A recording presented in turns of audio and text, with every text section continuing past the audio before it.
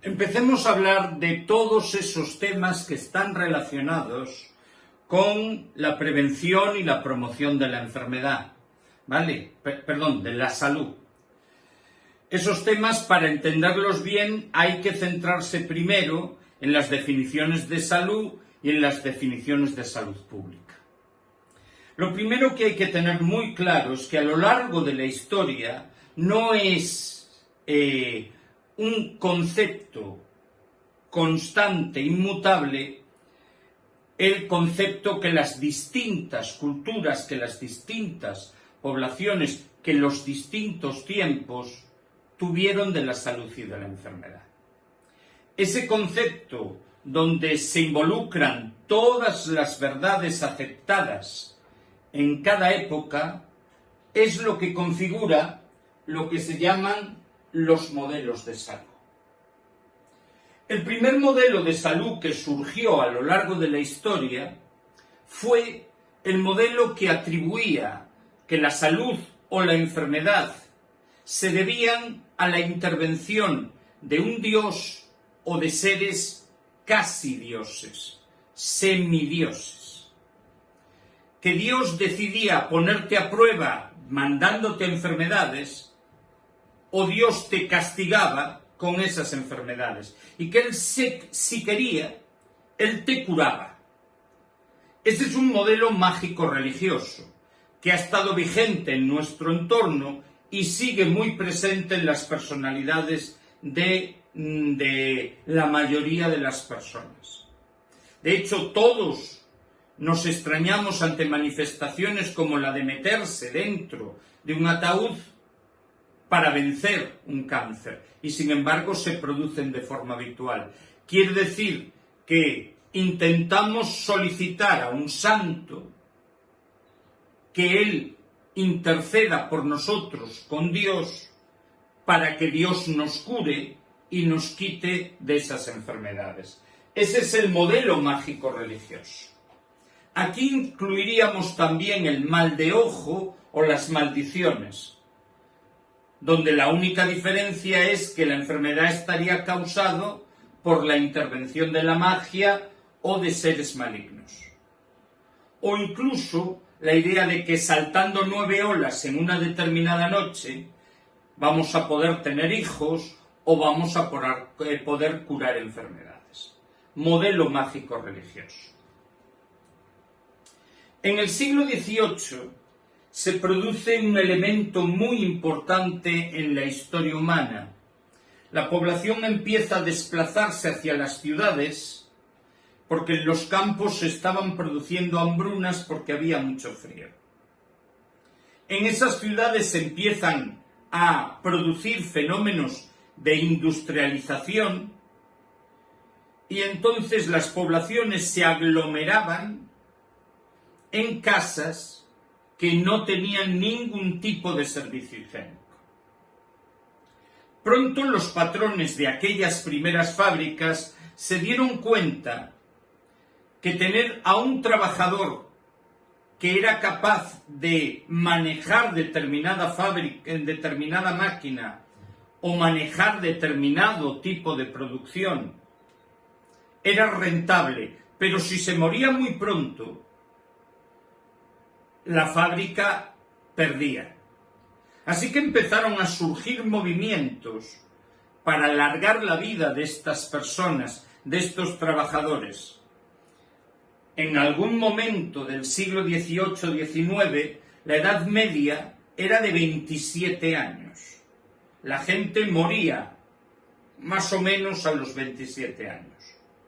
Esto llevó a la aparición del modelo sanitarista o higienista. Un modelo que creía que la suciedad, que la putrefacción, que la porquería, que la mierda, en definitiva, producía un agente maligno que llamaron miasmas y que iba entrando en las casas y los iba enfermando. Así que empezaron a aparecer tendencias donde se hacían hincapiés en la construcción de casas donde por delante entraban las personas y la comida, y por detrás salía la basura, la mierda, todos los desechos. Y empezaron a producirse obras de carácter higiénico. Incluso se llegaron a desecar pantanos. ¿Vale? Esto se debe a la actuación de autores como Smith, Pettenkofer y Chadwick, sobre todo este último, que es el ejemplo más importante del modelo sanitarista o higienista. Aquel que cree que la salud o la enfermedad depende de lo limpio que estés, de lo limpio que esté tu casa, de la, digamos, desaparición de basuras, porquerías, mierdas. ¿Vale?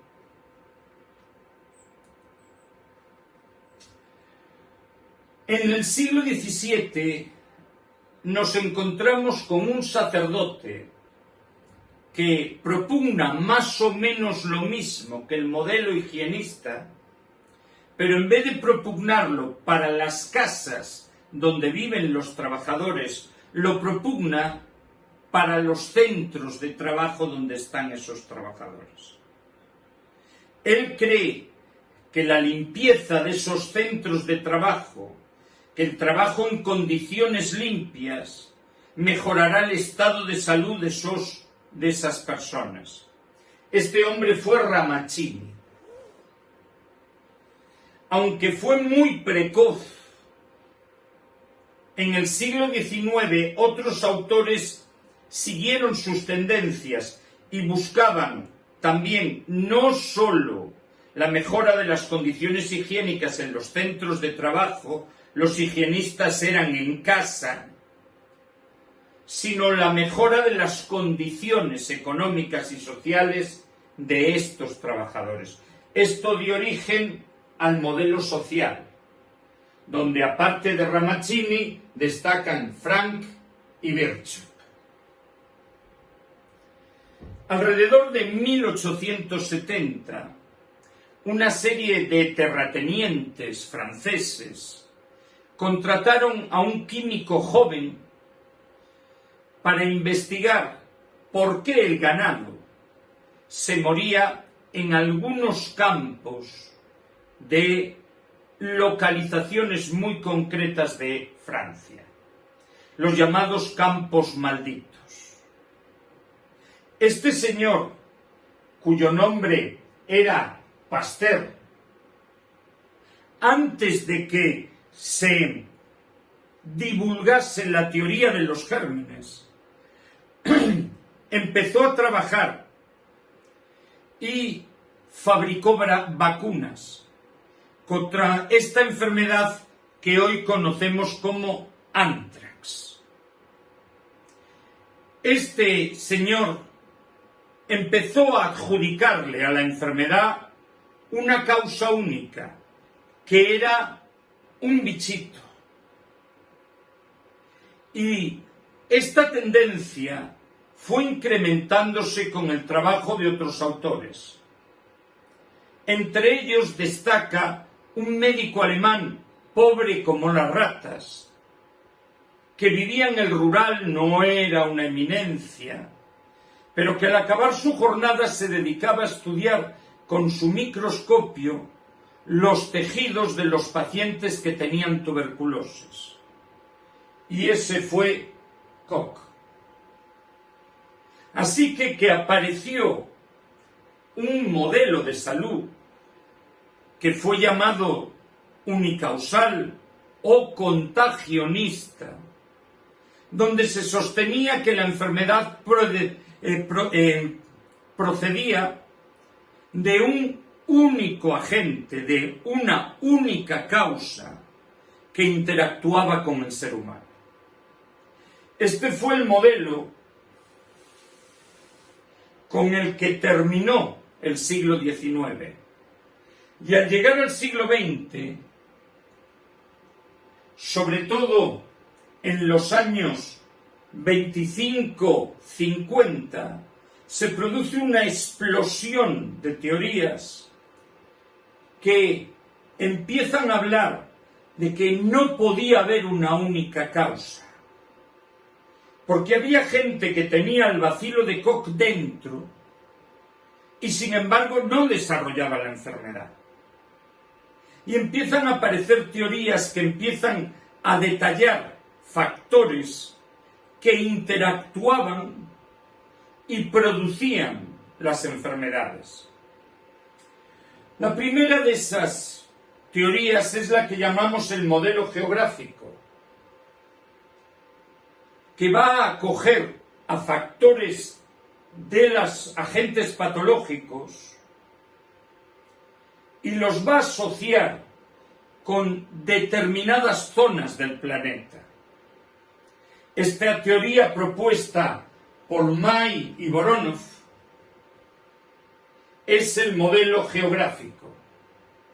Todos sabemos que hay enfermedades que son más frecuentes en unas zonas del planeta y otras que se presentan en otras diferentes. Que hay enfermedades que se producen en los trópicos que en los países de clima templado no se producen. Esto era lo que pretendían demostrar los que propugnaban el modelo geográfico. Pero la teoría de varios factores interrelacionados llegó sobre todo de la mano del modelo multicausal, cuyos protagonistas principales, Liebel y Clark, McMahon y Susser, propugnaban que la razón por la que la enfermedad no aparecía en todas las personas que estaban expuestos a un germen era porque la enfermedad procedía de la interacción de tres factores. Esos tres factores configuraban lo que se llamaba la tríada ecológica. La tríada ecológica es la que está formada por el agente, el huésped y el medio donde vive el huésped. Es un triángulo donde en cada vértice aparece uno de estos elementos y sólo la cooperación entre estos factores explicaría la presencia de la enfermedad. Esa tríada ecológica puede ser una pregunta de examen, la primera de la clase de hoy. No se confundirá nunca con la cadena epidemiológica. La tríada ecológica, la tríada epidemiológica, se puede llamar de las dos maneras, siempre nos habla de agente, huésped y ambiente. Y inicia el proceso donde empezamos a ya esquematizar, a encontrar esos factores que de verdad se producen en la salud. Aparecieron un montón de teorías similares que iban buscando factores distintos. En el lado comunista surgió el modelo histórico-social, que hacía hincapié en la relación entre patronos y obreros, el modo capitalista de producir bienes y las clases sociales. También apareció el modelo interdisciplinario, que empezaba a dibujar factores individuales y factores sociales, familiares o básicos. Ninguno de ellos son grandes preguntas de examen y yo pasaría de ellos. Me quedaría solo con el modelo que hemos visto, multicausal, de Liebel, de Clark, de McMahon y de Susser, el de la tríada epidemiológica o ecológica, hasta llegar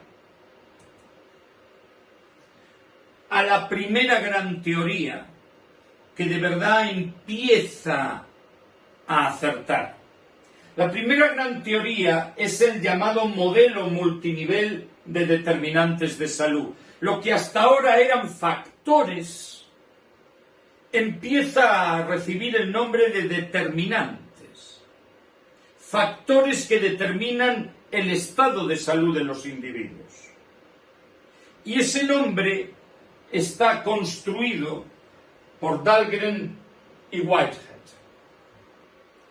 Estos dos autores creían que el ser humano era una estructura nuclear que estaba rodeado de una serie de capas que influían en la enfermedad. Esta estructura está marcada por sus características biológicas, su edad, su sexo, su genética. Y los envoltorios que rodeaban a ese núcleo eran los que provocaban la tendencia a producir enfermedades. La primera capa era el núcleo. La segunda capa que rodeaba este núcleo era el estilo de vida, cómo vivían esos sujetos. Era el estilo de vida individual. Y este estilo de vida individual estaba a su vez asociado a las influencias sociales y comunitarias. De hecho, las influencias sociales y comunitarias marcaban el estilo de vida. Y el estilo de vida, a su vez, marcaba el núcleo del modelo, que era el propio individuo. Así llegamos a la cuarta capa. La cuarta capa era lo que determinaba por qué la sociedad, por qué la comunidad tenía esos valores, esos determinantes. Y esa cuarta capa era la que dibujaban las condiciones de vida y trabajo, la provisión de alimentos y el acceso a los servicios esenciales. Una cultura donde no hay médicos no recurre a los médicos para tener salud, recurre a los chamanes, recurre a las plantas, recurre a todos esos procesos que hoy llamamos parasanitarios. Un entorno donde no hay comida nunca considerará que la obesidad es una enfermedad y considerará como el mejor de los valores hartarse hasta reventar. Esto es el modelo multinivel de determinantes de salud, que ya anunciaba un cambio espectacular. Dahlgren y Whitehead. Pero la verdadera gran pregunta de examen aparece por obra y arte de un señor que se llamaba Laframboise, que sin embargo no ha pasado a la historia y que no debéis memorizar. La verdadera teoría que configura una pregunta braga, que si no sé me queda el culo descubierto, una pregunta tanga, que si no sé es que me quedo con el ano al aire, es el modelo que se llamó de campo de la salud y que hablaba de los 4 determinantes de salud más importantes. Ese modelo, aunque fue propuesto por el señor Laframboise, en realidad fue popularizado por un informe que redacta el Ministerio de Salud de Canadá y recibe el nombre del ministro de aquella época, 1974, que se llamaba Lalonde. Y es este el nombre del autor que tenemos que tener claro. Lalonde señalaba claramente a 4 factores como los responsables de la mayor parte de los problemas de salud. El primer factor era el estilo de vida, la forma, las conductas que las personas elegían a la hora de actuar, las conductas que las personas utilizaban para salvaguardar su salud y para vivir. El segundo determinante era el medio ambiente, que venía determinado básicamente por la presencia de contaminantes físicos, químicos, biológicos, sociales y culturales. El tercer determinante era la biología humana, donde él englobaba todas esas características como son tu etapa del desarrollo. No es lo mismo ser joven que ser mayor, la forma en que respondes a las enfermedades, tu genética, tu fisiología. Y el cuarto, el sistema de asistencia sanitaria. Por lo tanto, la gran pregunta tanga siempre será: ¿cuáles son los determinantes de salud? Y siempre escogeremos estilo de vida, medio ambiente, biología y sistema de asistencia sanitaria. Siempre escogeremos esos cuatro y no dudaremos nunca. La pregunta braga es: ¿cuáles son los determinantes de la LOM? Cuando venga pedido, seguiremos utilizando estilo de vida, medio ambiente, biología humana y sistema de asistencia sanitaria. Por lo tanto, la LOM puede no caeros, pero sí es probable que caigan los cuatro determinantes. ¿Comprendido? Aquí clarificamos básicamente lo que son esos cuatro determinantes. Biología, las características biológicas, la genética, el estado de desarrollo, tu forma de envejecer. El sistema sanitario siempre puede ser pregunta de examen. El sistema sanitario son el conjunto de estructuras que ofertan medios y programas para obtener salud, que no es solo la estructura sanitaria como la seguridad social. Cuando tú vas a hacer gimnasia a los cursos que ofertan los ayuntamientos, esa gimnasia influye en tu salud. Por lo tanto, ese ayuntamiento, ese curso, es también un sistema sanitario.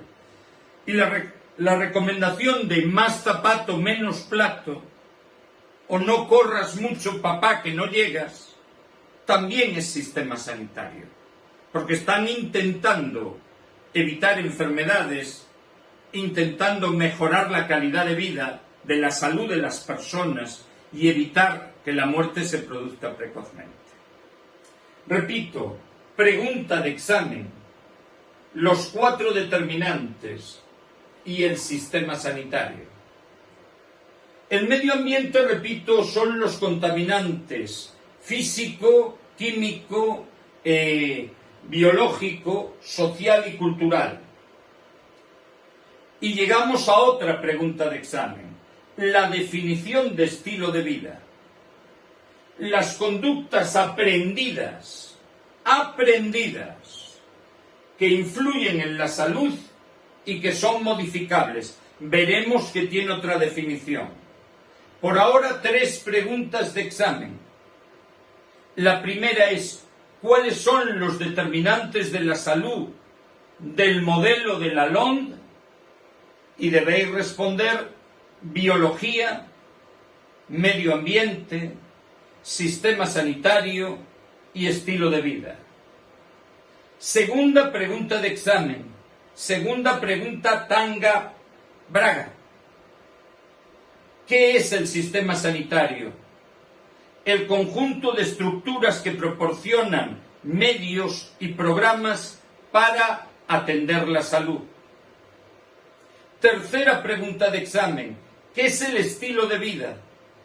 El conjunto de conductas aprendidas, pero modificables, con los que el individuo vive su vida. ¿Vale? Está claro. Esas tres preguntas son sagradas. Después del modelo Lalonde, que surge en Canadá en 1974 y que empezará a generar un auténtico escándalo en un cambio de modelo sanitario que personalmente no creo que haya valido para nada, en Estados Unidos 2 años más tarde sale un estudio, un informe que cuantifica la importancia de los 4 determinantes y cuantifica el grado de financiación que tenían. En ese informe aparece la 4ª pregunta Braga. Ese informe es el informe de Ver, que dice que si conseguimos cambiar el estilo de vida, se producirá una mejora en las condiciones de salud que podríamos decir que llega al 43% de los casos. Algunas personas lo leen como una reducción de la mortalidad. Por lo tanto, el determinante que más importa en el estado de salud de las personas es el estilo de vida. Esta es la 4ª pregunta de examen. El sistema sanitario importa, pero muy poco. El medio ambiente importa, pero no tanto como el estilo de vida. Y la biología también importa. Todos sabemos que los viejos mueren con más facilidad que los jóvenes. Por lo tanto, la 4ª gran pregunta de examen es: ¿cuál es el determinante que más influye en la salud de los individuos? Y la respuesta es el estilo de vida. Y desgraciadamente este informe de Ver sostiene que la inversión que se realiza en estos determinantes está justo al revés. Prácticamente no invertimos nada en estilo de vida. Y toda la inversión está en el sistema sanitario. Por lo tanto, estamos poniendo todo el dinero en el sistema sanitario y esto no conseguiría una mejora del estado de salud de la población. Esto somos conscientes. Por muchos médicos y enfermeras que metamos en el sistema, la gente seguirá muriendo. ¿Comprendido? Porque estamos esperando a que la enfermedad se produzca. Es cierto que hay tareas preventivas, pero la mejor tarea preventiva viene en el estilo de vida. Por lo tanto, si la 4ª pregunta de examen era ¿qué determinante generaba una mayor importancia sobre el estado de salud de las personas y respondíamos el estilo de vida? La 5ª, que no es tanga, incluso no es Braga, diríamos, ¿cuál es el determinante sobre el que se depositan más recursos? Y la respuesta es el sistema sanitario. Lógicamente esto nos lleva a advertir: de los 4 determinantes, 3 tienen una función muy social. El estilo de vida se aprende desde una sociedad. El medio ambiente se corrige desde una sociedad. El sistema sanitario depende de una sociedad. Por lo tanto, empiezan a sonar tambores que hacen ver que para cuidar la salud individual hay que actuar formando a la comunidad. Y eso es el concepto de salud comunitaria, que ha llevado a especialidades de enfermería como enfermería comunitaria. El médico tiene la especialidad de atención primaria. Todavía no tiene recogida en ese nombre la formación de la sociedad. Cuando queremos acabar las preguntas ligadas al modelo de Lalonde, al modelo del campo de la salud, tenemos que aclarar que en algunos niveles es muy importante las preguntas de los sistemas sanitarios. En el mundo hay 3 sistemas sanitarios imperantes.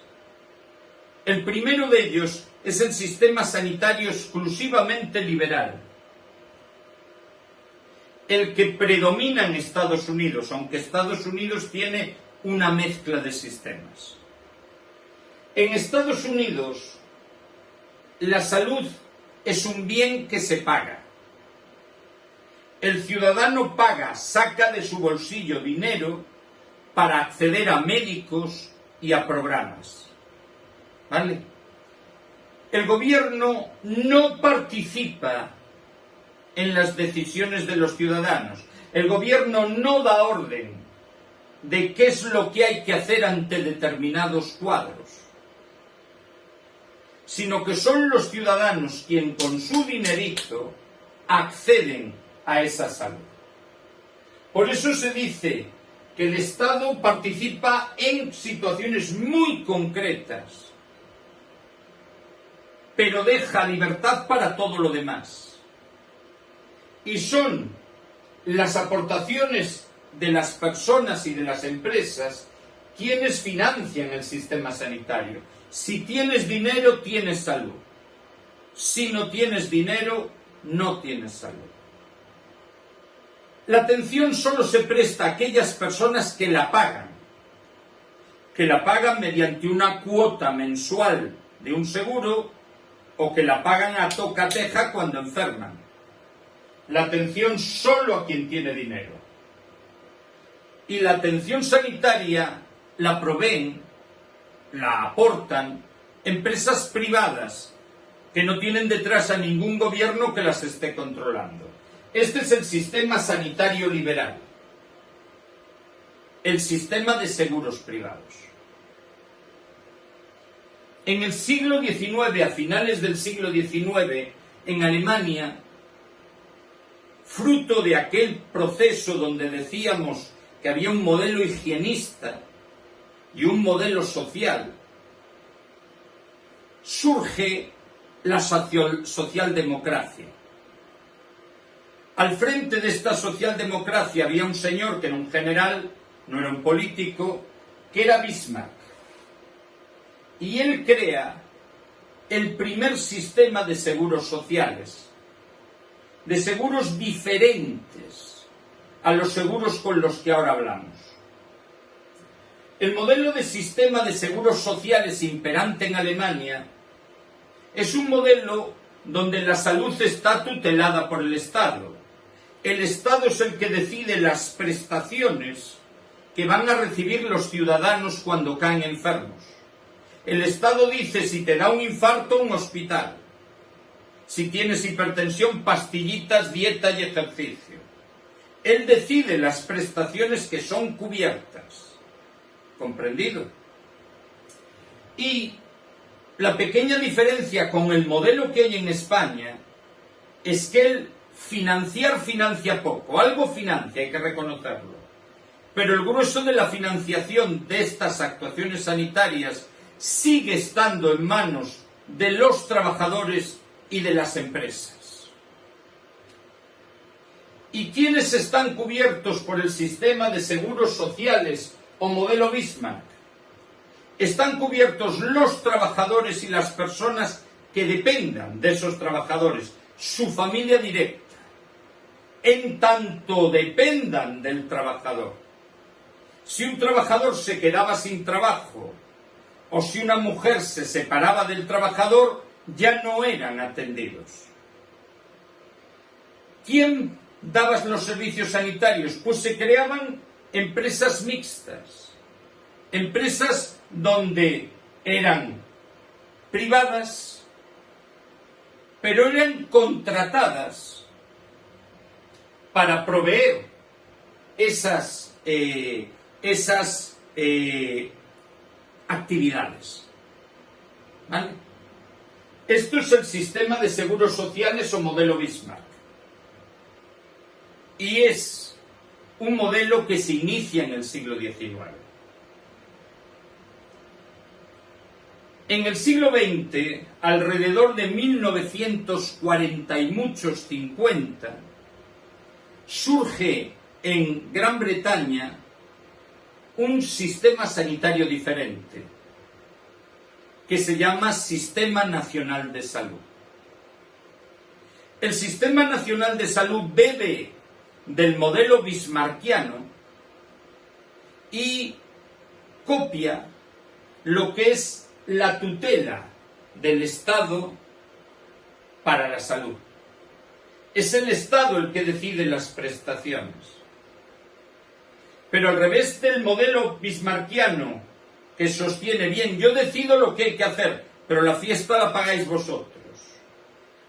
El modelo del Sistema Nacional de Salud, que es el que tenemos en España, es el Estado quien financia la mayor parte de las actividades.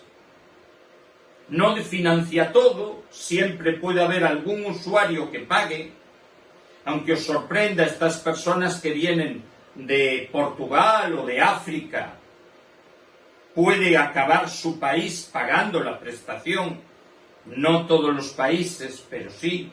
Cuando un inglés viene a España a atenderse, Inglaterra paga, aunque no le paga al centro, sino al Estado español. ¿Comprendido? Pero el Estado decide las prestaciones y las financia. No toda la financiación, pero la gran mayoría, a través de impuestos. Es posible que pequeñas acciones sean pagadas por seguros sociales. Y el tercer elemento, que es muy importante, tan importante como la tutela es del Estado, lo financia el Estado, es que están cubiertos todos los ciudadanos legales e incluso ilegales. Es la cobertura universal. No solo están cubiertos los que trabajan, no solo están cubiertas las personas que viven de los que trabajan, están cubiertas todos los ciudadanos que viven en el país, trabajen o no trabajen. Están cubiertos de forma prácticamente total, aunque hubo una época con el PP que parte de estas prestaciones se restringieron. ¿Y quién da los servicios sanitarios? Pues ya no son empresas privadas, ya son empresas públicas. Eso sí, si hay alguna privada que esté interesada en meterse en el sistema, pues se le acepta. Por lo tanto, esa empresa privada que da prestaciones que decide el Estado y que paga el Estado, no ha sido contratada para atender esto y lo demás que se jodan, sino que se integra en el Sistema Nacional de Salud y da todas las prestaciones que el Estado ha considerado necesarias. Esto es el Sistema Nacional de Salud. Por ahora hemos visto 5 preguntas hiperbragas, tangas. Por lo tanto, estudiároslas, que son hipernecesarias. Nos vemos en otro momento.